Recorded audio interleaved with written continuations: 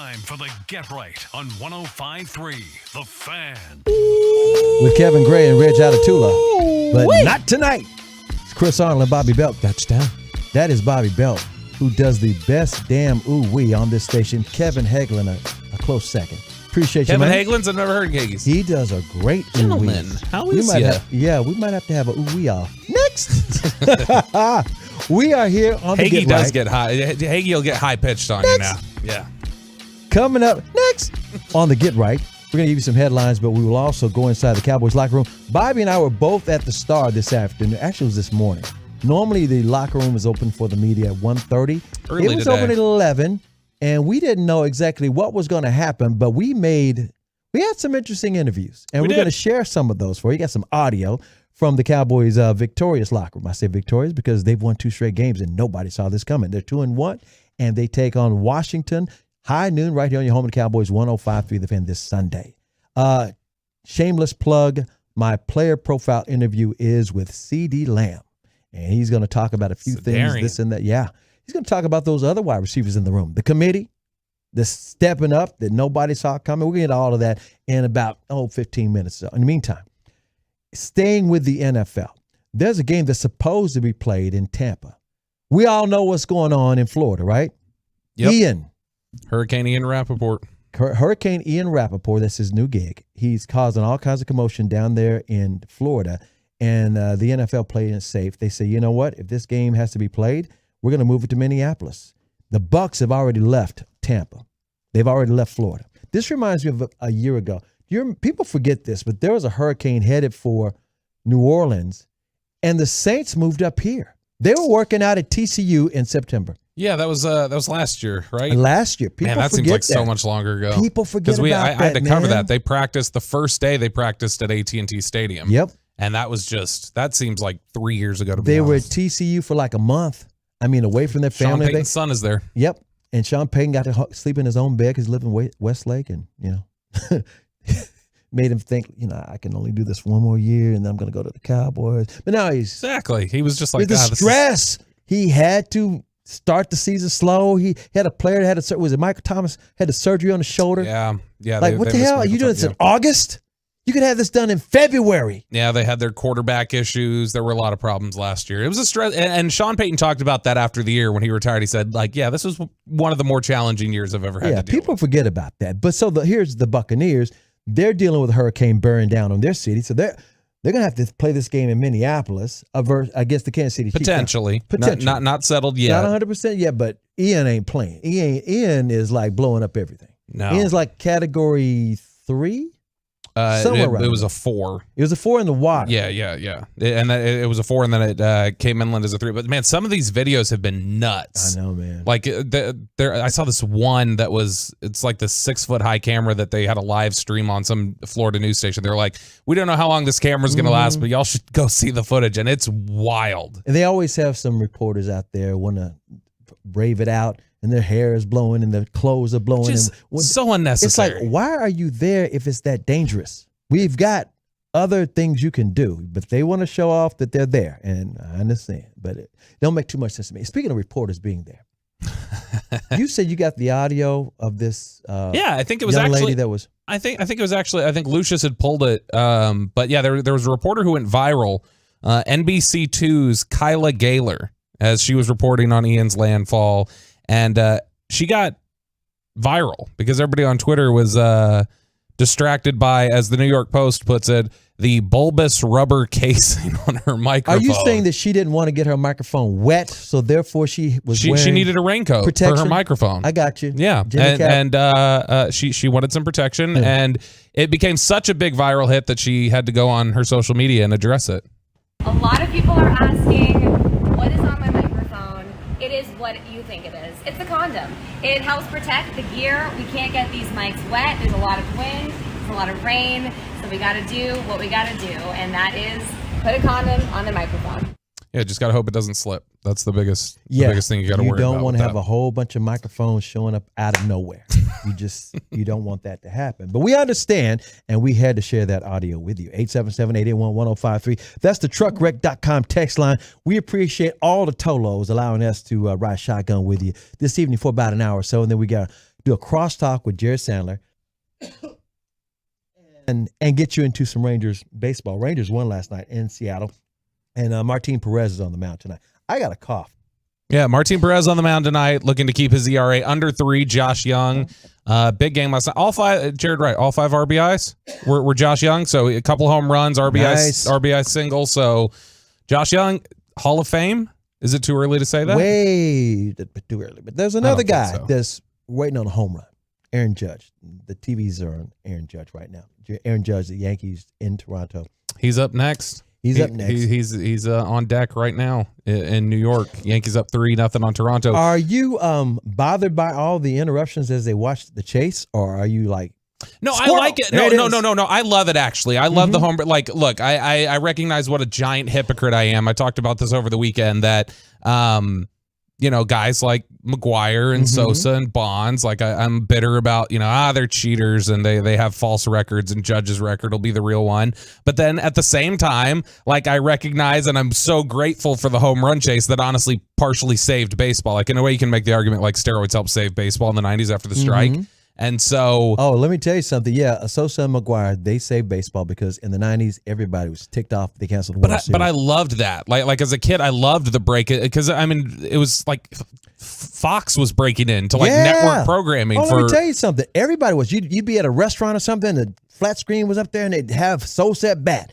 And then McGuire was at bat somewhere else. So it was pretty cool. And a lot of people have forgotten about it. I think it was 97... Griffey and McGuire were the ones really chasing, and that one tapered off a lot earlier than 98 did. But I loved it, and I saw a lot of people, like blue check verified types, just complaining about the fact that they went split screen on Judge during the UT football game. And I thought that was ridiculous. I want to see that. Yeah, just in case. You want to be able to say you saw it live. Exactly. That's all it is. I mean, come on. Exactly. No, and so I actually love the break-ins, and here we go. He's coming up to bat now.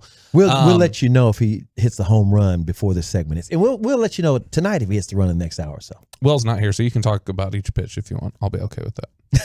Okay. In the meantime, 877-881-1053. Some inside baseball is always fun. We can talk baseball as long as we're not doing the play-by-play of. We can talk football as long as you don't do the actual play-by-play. You can be a little bit behind. See, look at this. We've got you've got MLB Network, but then you've got ESPN is breaking in right now. So we've got Judge on all the TVs right now here at the studio. We're surrounded by Judge, but don't judge us. What's your take on that though? If Judge gets to 62, would you think of Judge as the true home run king? Or are you okay with recognizing Bonds or, I'm okay with recognizing Bonds only because you don't know who was doing steroids. And people say, they're all muscular. Steroids has nothing to do with muscular. Steroids has to do with endurance. If you're on steroids, it's easier to lift weights and become muscular. But there were pitchers like Roger Clemens who weren't ever lifting any weights, but they had endurance. In baseball's a grind. When you get to August, that's what they call the dog days. Well, if you're on steroids or greenies or anything else, and that's why I go with this, where I don't care about the steroid area, because back in the 60s and 70s, they had greenies, which is like caffeine pills or worse. And that was also giving you the endurance. But we don't recognize like the dead ball era and like things where you're able to and so we don't recognize those. So should we recognize the steroid era like that? Let me tell you something. It is what it is. Or was it level playing field because just about everybody was on You just don't know who was who. You just know who you thought was. And so that's why I don't care. I just shrug my shoulders because you can't say who was who. You just really can't. So I'm not saying, Barry's the truth. I know what he did. I'm not saying he was clean. I'm just saying you can't tell who the pitchers were. You can't tell who, the outfielders were who could have caught the ball on the wall. You don't know. 877-881-1053, 860 says, CA, you've been everywhere at a lot of times. Do you have any hurricane stories? Yes, I was on a hurricane. Which one? It was in Cancun. I can't remember the name of it. It was like 2004 or 2003. And actually, I was on the plane. I went to hang out at Cancun. It was in the summertime. And on the plane, a grounder. There's a ground out from Judge. He's out. I was on the plane with Kenyon Martin. Kenyon was going down there for a wedding. And then we go down to Cancun. Like, everybody's like, don't go to Cancun because we're going to hurricane's going to hit Cancun. We were down in Cancun. Now, I wasn't hanging out with Kenyon because Kenyon was in a wedding, and I was there hanging out with some of the guys. We were just hanging out for a weekend. And I swear to God, there were hurricane parties. Everywhere's just getting wasted because like, we're all going to die anyway. Let's just party till and everybody's just getting wasted. And then if you ever been in Mexico in the summertime, it's very hot and humid like Florida or anywhere else. Well, after the hurricane missed Cancun. Hurricane Wilma? Was this the one? No, I don't think it was Wilma. 05? It says 05. It was 04. Oh, it had to okay. be 04 or 03. It wasn't 05. It was 04, 03. And it didn't do any damage. It just dissipated. Oh, but it okay. was crisp and clear. And the temperatures were like Hawaii. Claudette? It brushed past the Yucatan Peninsula. That was it. There we go. Claudette. Okay, so down Hurricane there for Claudette. Yep. Did make landfall in Texas, though. Yep. It moved on up. We avoided it, and everybody's partying down in Cancun like in 1999. So anyway, back to the other sports headlines. Rangers. There's a lot. I mean, we talked about the Rangers. Let's talk about the Mavericks for a second. I just left this party at State Fair at Fair Park. Are you going to put some of those pictures on Twitter? Because they're awesome. I think I will. The Mavericks have this thing called the Mavs Vault just for the State Fair, Texas. And it's in the Hall of State. I don't know if anybody's ever been in the Hall of State. It's opposite the automobile building. And they're having a pre-open party out there because it's everything in Mavericks history. From the time the franchise was started to the 80s with Rolando Blackman and Derek Harper and, the Moody Madness game. It's got the 90s with the 3 J's. It's got Dirk, Nash, and Finley getting together. And then the 2000s, it's got the championship trophy on display. And it's so amazing. It looks like you're at the Met in New York or you're in the train station in New York because it's so, it looks like you're in a big vault anyway. It looks better than like an exhibit in like a convention center. It doesn't look like, okay, we just slapped some things together. You got all this Mavs paraphernalia. It's the archives. They keep the Mavs stuff in the archives in the state of Georgia because there's this national archives. And the kick gloves, white gloves, and it's like 8 separate areas. It is just unfreaking believable. They're having like a cocktail reception. Nico was out there when I left and different other Mavs people and Mavericks season ticket holder. So it's lasting until 9 o'clock. Did you get a chance to talk to Nico? Did he fill you in on like what useless role player they're going to sell us on playing 40 minutes and being an all-star? I'm sorry, I didn't say that. Oh, okay. No, leaving that one seat, one space available because you never know. I mentioned DeAndre Jordan. I'm not saying that that's who they're going to get, but DeAndre Jordan is not going to stay in Phoenix. Somebody's going to get moved. And when the movement happens, you don't have to blow up the Mavericks to make space for somebody. Watch this team win 50 games and do something. All I got to say, just keep DeAndre Ayton, by the way, not DeAndre Jordan. Yeah, we don't need DeAndre Jordan no more. No, not again. He's too old. Ayton, that's what I'm talking about. Phoenix Suns. Yeah, the Mavericks would be the ones putting a chair in front of the door this time. He was so keep him out. upset and disinterested at his media day because he had signed a contract with Indianapolis. Yeah, he's not happy with Monty Williams. They haven't talked since Game 7 when the Mavericks eliminated him. I'm just saying, just crazy. By the way, somebody's watching on Twitch, and they said, Bobby, where the hell is your hat? I'll tell you during the break where my hat is. I couldn't wear the hat. I wish I could have. I was wearing a hat, and I realized it was a hat I could not wear on the fan cam, and so I took it off, and so it's in my car. Was it with your credential because you didn't have your Cowboys credential? Not with my credential. You had to get a temporary. I had to bust. I know. I had to have a sticker. You had to get a temporary day credential. Jared, it happens, doesn't it? Sometimes. He didn't have his credential. They know his face, but you can't get back there in the locker room. No. So I had to get a sticker. But no, I was wearing a hat, and I realized when I looked up in the rear view mirror, I was like, I can't wear this hat on the fan cam, so I had to take it off. So that's where my hat is. It's in my car because of conflicts of interest. Protocol. Yeah. Just blame it on protocol. And when something's not right, just protocols. Back to the NFL. We got some injury updates. Bosa. Yeah, Joey Bosa is going on IR, which is, this is a tough break for the Chargers. The Chargers were supposed to be one of these, juggernauts that had really helped build up in the AFC West. AFC West had stacked teams this year, but Joey Bosa and also Rashawn Slater, the guy. He's out for the year. The Cowboys did not draft the offensive lineman that could have been. And this comes after another Cowboy connection, Jalen Guyton, who was teammates with Kyler Murray and Allen, was with the Cowboys as an undrafted free agent, has become a really good player for the Chargers. He's out for the year. And so Chargers getting crushed by injuries right now. Let's mention 2 quarterbacks that are hurt. Tua and Mac Jones. Do you have anything new about Mac Jones? Because Belichick's acting like he's going to start a backup. And Tua they're not saying what his status is, even though he's always hurt. Yeah, I love Tua, but he's always hurt. Well, Mac Jones did not practice today.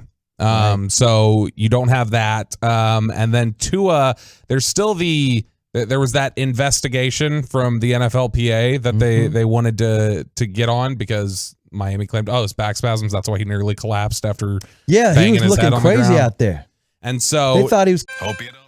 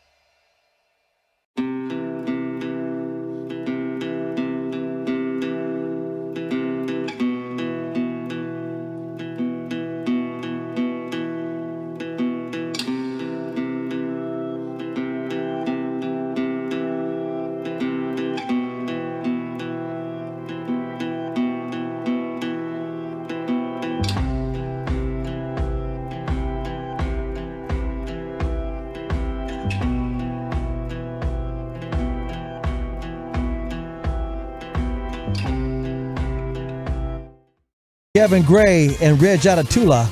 Both are not here. Not right now.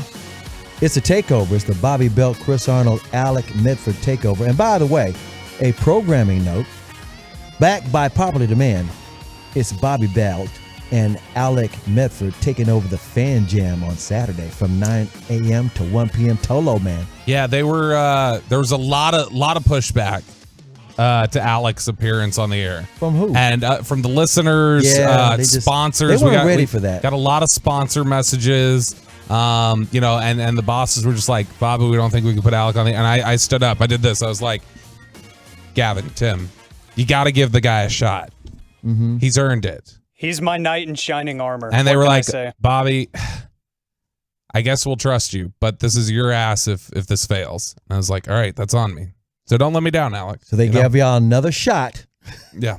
Alec, you ready for all this? Let's do it, man. Let's get some better reviews this time. The sources have told me the first round was not too good. I have 3 children. Don't you get me fired? Yeah. Don't you get me fired by letting me down? No, actually, I'm obviously trolling. I'm kidding. We got a lot of great reaction on the fan text. I think everybody has gotten to know Alec and his voice through doing stuff like this and interacting on the air.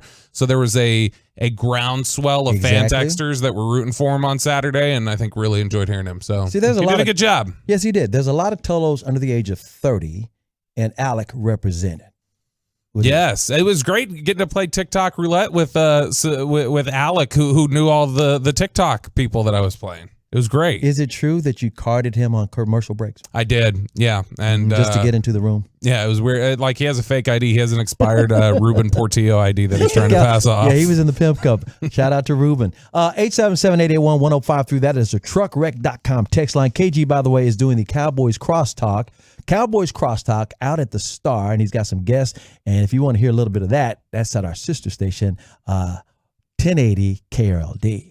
KRLD Reg Radio. Reg was doing the middays today. When he's doing the middays with the KNC Masterpiece, he is not doing night. That'd be too much labor. It'd be too much work. Even though we're doing 1 hour tonight. Yes. And speaking of working, you and I were both out at the Star.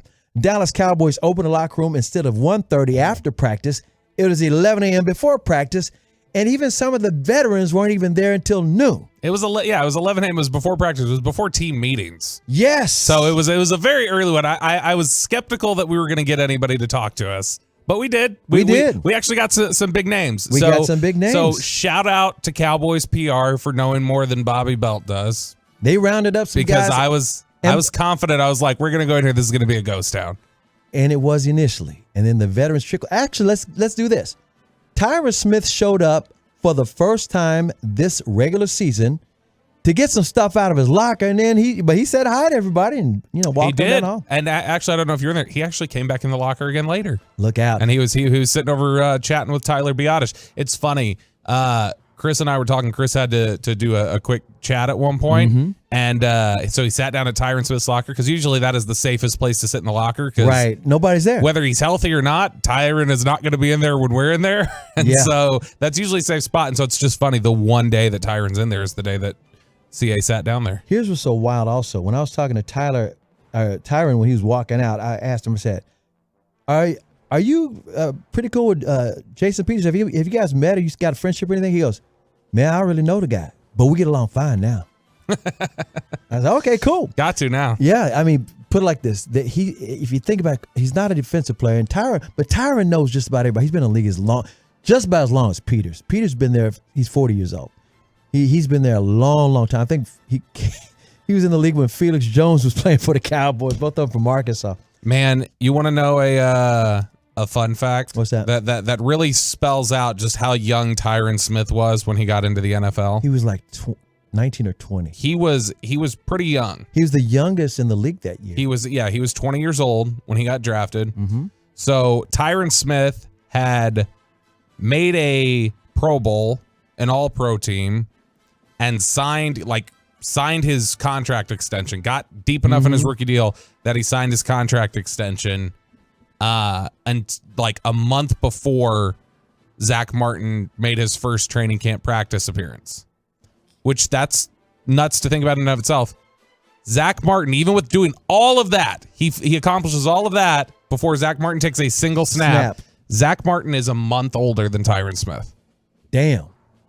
That's how young Tyron Smith is. Tyron Smith's so young, he might have went to school at USC with Jared Sandler. He might have. Ask Jared about that in the next segment. But we both were in the locker room talking to different players. Everybody swarmed Michael Gallup because Michael Gallup hadn't talked to anybody this whole offseason, let alone the regular season. Yeah, he made one little, he talked a very little bit the first day of training camp, I think. But it was nobody's been able to get a hold of him since it became obvious he was getting closer to playing. And so everybody's been kind of eager. So he's back now. He's an active player, so you can talk to him. And Michael Gallup was asked, after a lot of expectation that he'd return against the Giants and didn't, he was asked if he'll return this weekend. This is what he had to say. We hope so. We hope so. Been a while, just have another good week, see what it feels like for sure. What didn't feel right about last week? Or, did you feel like you were close and just you wanted one more week? Or? Yeah, I felt good, obviously, throughout the week, but just a few things I need to touch up on, feel a little bit more. So it was your decision? Yeah, my decision. Do you have any limitations at all, or just a mental thing, just feeling comfortable and confident in everything you do? No limitations, just got to feel everything. Just got to feel it out. Which is interesting. And Gavin Dawson brought up this point. How can you talk about it? Just seems odd that you're talking about no limitations, you're 100%, everything like that, and yet you couldn't go. Well, he mentally wasn't ready to I guess so, but how does that give you confidence that you'll know for sure he'll be ready this week mentally? You just don't know till he shows up.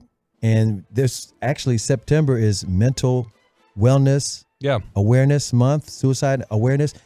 A backstory where I always give people elbow room.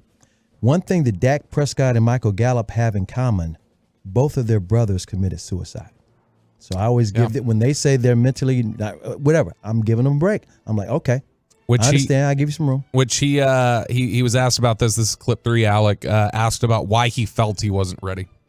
I think I just needed a couple more reps, I've only been in pads twice. Right. Everybody else had a whole training camp and everything like that. So I just needed to feel a couple more things out. That was it. Is this timeline about what you thought it would be when you're back in training camp? Personally, this is really what I was thinking the whole time. I didn't have any setbacks, nothing like that. This is realistic for me.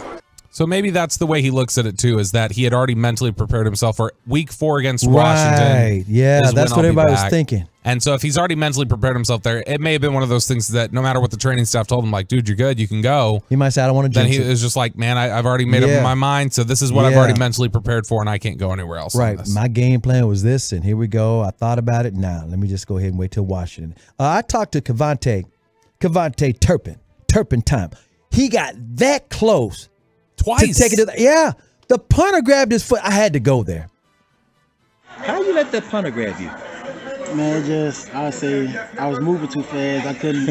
I thought of a move in my head that I was moving too fast to do. So I just came, just did what looked natural, and he just came and like he caught my knee by a little bit, just by a little bit. But I see I'm gonna have to slow down next time and just put a move on him, just how I used to do. Put a move on him, just shake him. That's wild to me, though. To like think of the mental processing that these players go through. That they're like they're running and he's like at the same time as he's like running and trying to get free, he's processing. Am I going too fast to make this move? What move should I like the fact that they can process what they're seeing and evaluate and everything else. It's just wild. I mean, professional athletes always blow my mind. And the numbers have come out for after 3 weeks in this season. Cavante Turpin, even though he hadn't taken it to the house in the regular season yet, he did it twice in the preseason. He's number 3, averaging over 16 yards per touch.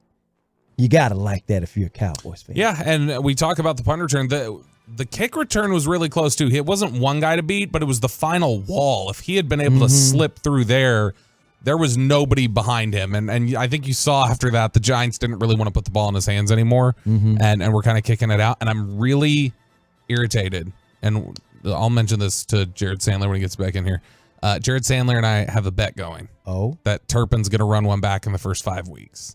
And so as I was watching the punt, I started getting ready to text. Your heart was pumping. And then he got tackled. And as I'm sitting there, like I got like a text from Sandler that goes like, well, that was close. So that was frustrating. Well, he's feeling like he studied a lot of tape on the Washington special teams. They're going to study him some more.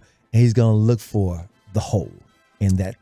That's what he does. He says, that's why. He also says, he's looking for Kellen Moore to use him even more. There's some stuff that they haven't even shown yet.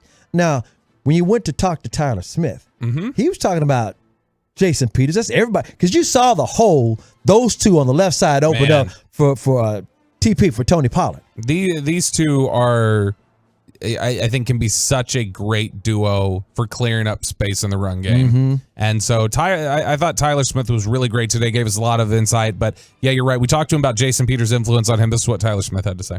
Jason's helped me so much in my progression. Like, I don't know what to say, because he's molded me in a lot just in the short time that he's been here. He's helped me progress my game. What I feel like is light years from where it was. Not necessarily in anything I'm doing, but just my mindset and how I think about the things I'm doing. Like, he's been doing this so long. Like, he knows, I wouldn't say shortcuts, but he knows how to explain it in such a way that makes it pretty simple. And like he limits like my job responsibility. Like, it's complex in its execution, but like when you put it in the basic parts, like, you're going to put yourself in the best position to win every play. Now, he also gave him some advice about fighting in the NFL since Tyler's a rookie. And here's Jason Peters, who is a 40-year-old man, headed for the Hall of Fame, longtime veteran. And everybody watched on TV. It looked like the Giants were trying to fight the Cowboys after the game. Yeah, looks like there was a scrap going on. That's not how Tyler Smith saw it at first. He didn't think there was a fight going on, but a lot of people speculated, did Jason Peters tell you to put your helmet on? It looked like that's what was going on, and he talked about it. We just did it off instinct. Like, he didn't really say anything to me. I mean, he was standing behind me. Obviously, I was seeing what was happening. At first, I thought everybody was hugging. Like, I thought it was cool. And then, like, I started hearing words exchange. I'm like, okay, everything's not as cool as it may seem. I've been in situations like that before, if you know my background, where things have gotten a little heated at post-game. So, naturally, put our helmet on, because you never know what's coming. But it was funny that we did it in sync. When I saw it on Twitter, I didn't even notice it. But, yeah. When you put your helmet on, is it more defensive, protecting yourself, or offensive? I mean, it's definitely defensive. Like, you got, like, regardless of what you do, obviously we don't want anything to break out. We highly paid. Like, you don't want anybody to get hurt, but you gotta defend yourself. Like, you gotta put your helmet on at the very least. So it's definitely an active defense just in case, because we got guys doing a lot. Guys swinging helmets. There's a lot going on. Like, you never know. And finally, before we get out of here, I was talking to Neville Gallimore. Neville Gallimore and Leighton Vander Esch. Did you know these guys are like real tight friends? They've become really tight friends. I did not. They're lockers right next to each other. Now, they both have these British kind of names. Leighton Vander Esch. Maybe that's German. And Neville Gallimore. Well, they're tight friends, and I was asking Gallimore about Micah Parsons, since they line him up everywhere. Does that make it easier for everybody to get a sack? Does Micah make y'all's job easier since he's lining up all over the place and you can't tell where he's going to come from? That gives y'all the opportunities. In other words, these offensive coordinators really can't account for him. Yeah, I'd be lying if I said it wasn't the case. But, when you got Mike on the field, everybody's looking to see where he's at. So it definitely gives us an opportunity to make plays ourselves. But definitely that's just, kudos to him, just for the pressure that he brings. So having him out there with us definitely helps. So if they got to pay attention to him, that makes, one less guy that they got to worry about. What about Leighton Vander Esch? Is he Collins fan? I say that because he's sitting right next to you. Not only he's my locker mate, but he's the leader of the pack. Everything the defense, it goes through him. So his ability to make plays and get guys lined up and to make sure they're in the right spots, it's a testimony to his work and how much we value him. And apart from that, great guy. Yeah, he's over here grinning. Fantastic locker mate. Right. I wouldn't trade him for the world. I'm just happy that he's allowed me to be beside him for these past 3 years. That's my guy, Leighton Vander Esch. They were having fun. Hey, that's a little sound from the Dallas Cowboys locker room. Anything else we left out?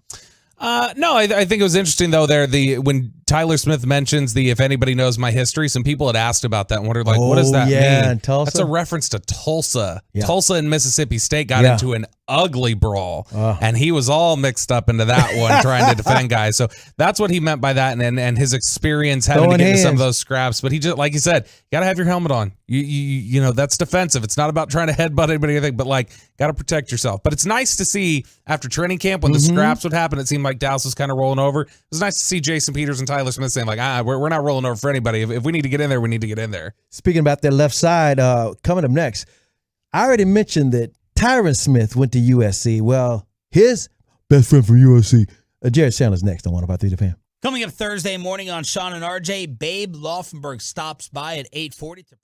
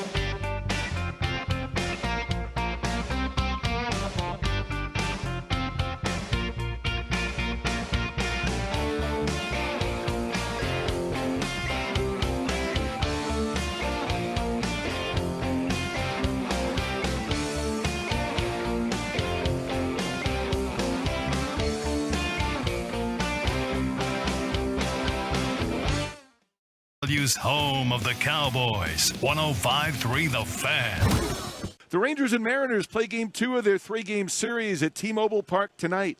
Hi, everybody. Eric Nadel with Matt Hicks and Jared Sandler. Broadcast time 8 o'clock on 105.3 The Fan and the Odyssey app. If you're in need of traffic control or barricade rentals, Buyers Barricades is a full-service provider taking care of your project or special event, no matter the size, from start to finish. Buyers Barricades, the Texas Authority in Barricade Rental. That's buyersbarricades.com. Tim's to my hooligans in Brooklyn. Dead right if the blank right. They don't know there, about you. air night.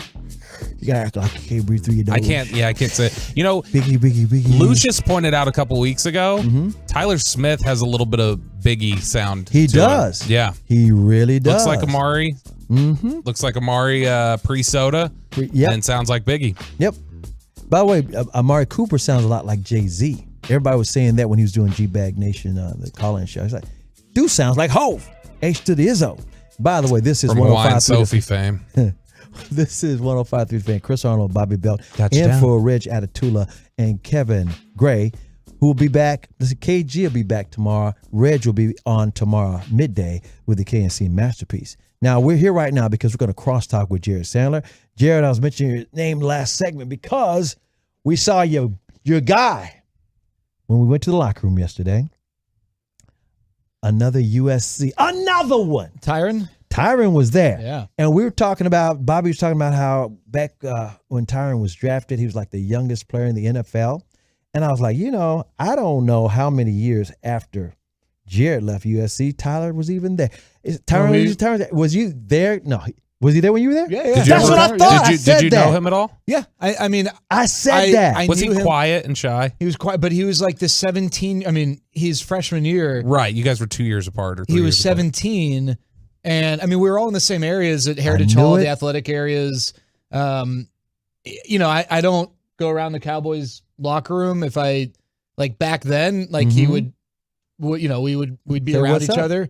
But he was 17 and like bigger than anyone else on campus and just stronger solid and rock. Like, he was like he's not fat. Yeah. I mean, it was unbelievable. I swear I was saying that. I said, I bet Jared and Tyron were there together. Yeah, we were there together. I wouldn't claim of all he was quiet. And so I again, just classes and being around them and having the same cafeteria, the athletic facilities, I got to know a lot of the athletes, Sure. Whether they were good or not good or like people like me who didn't even belong in there. You belonged. Stop. So...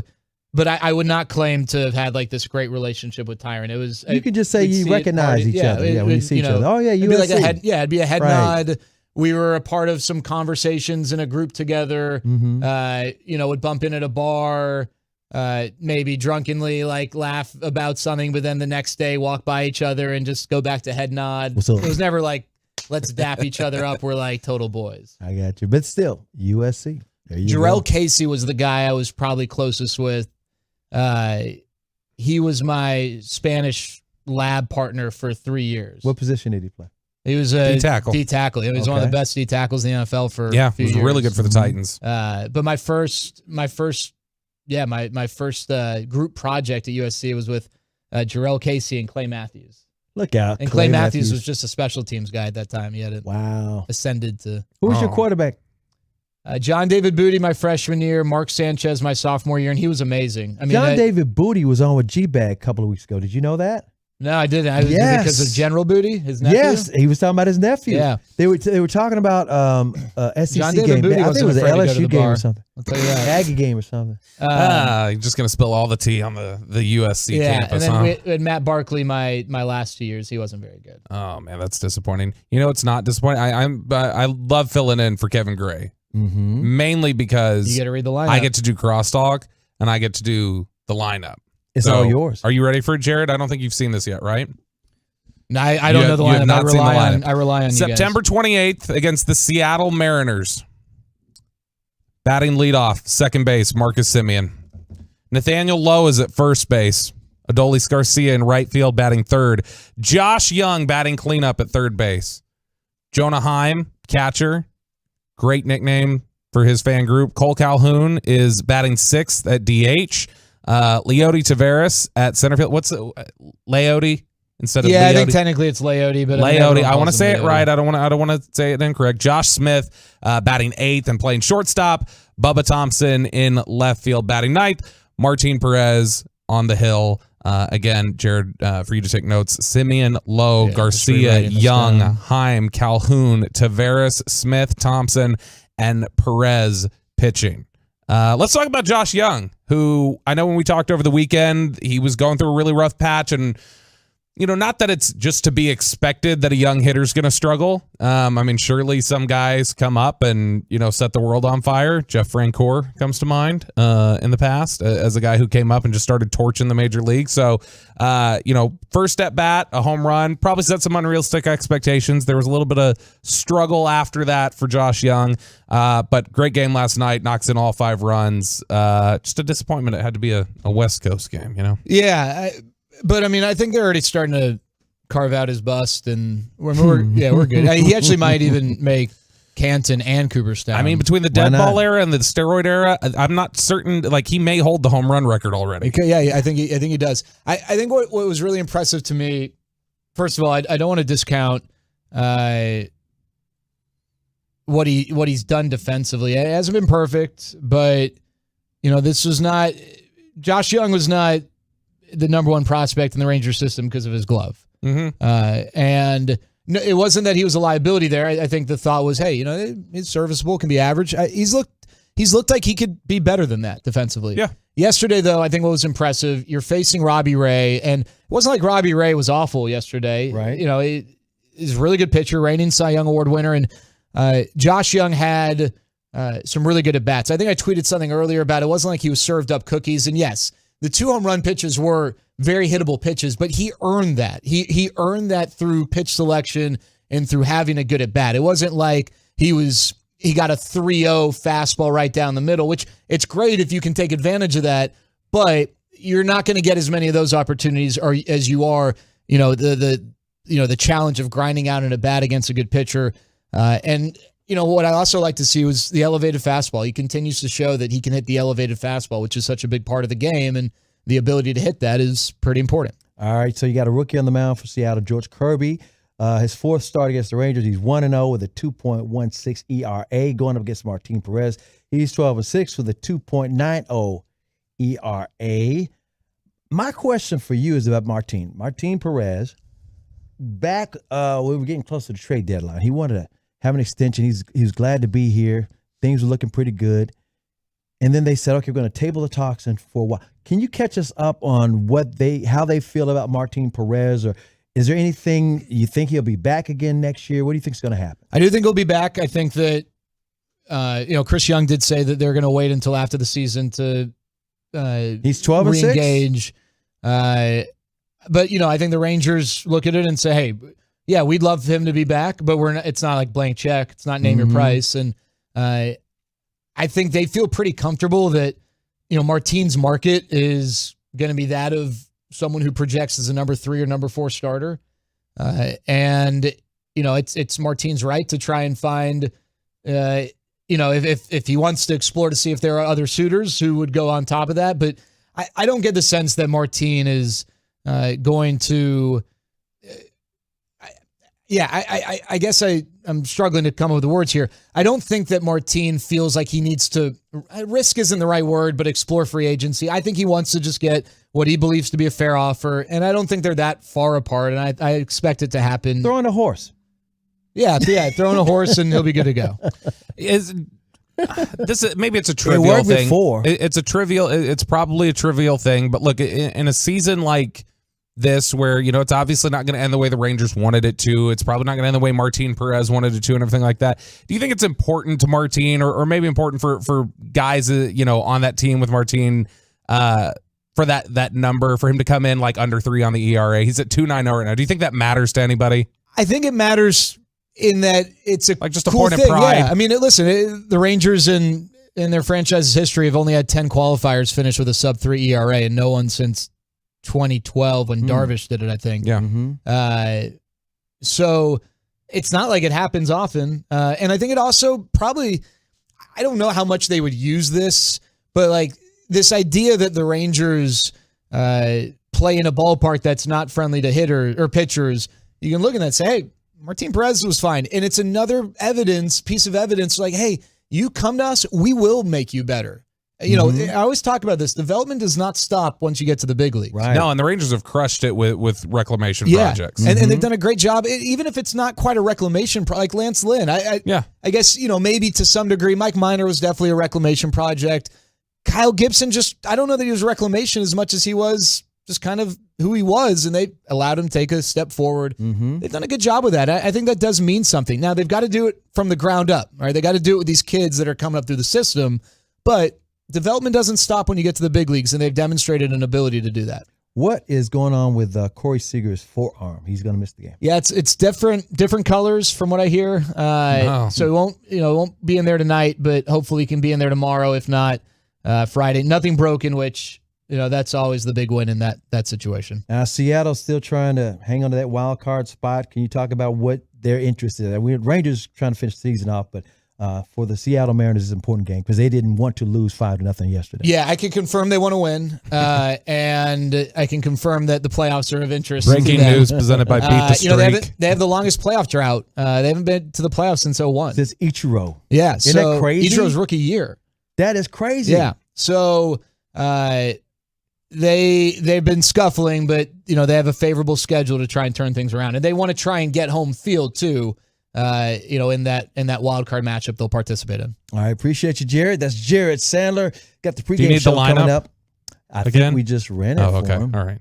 I'm Chris Arnold. He's Bobby Belt.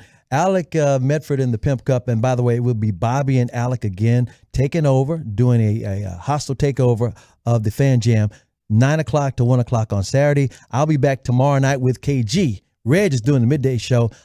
Enjoy some Ranger baseball next on 105.3 The Fan. Keep the volume turned up all day and night.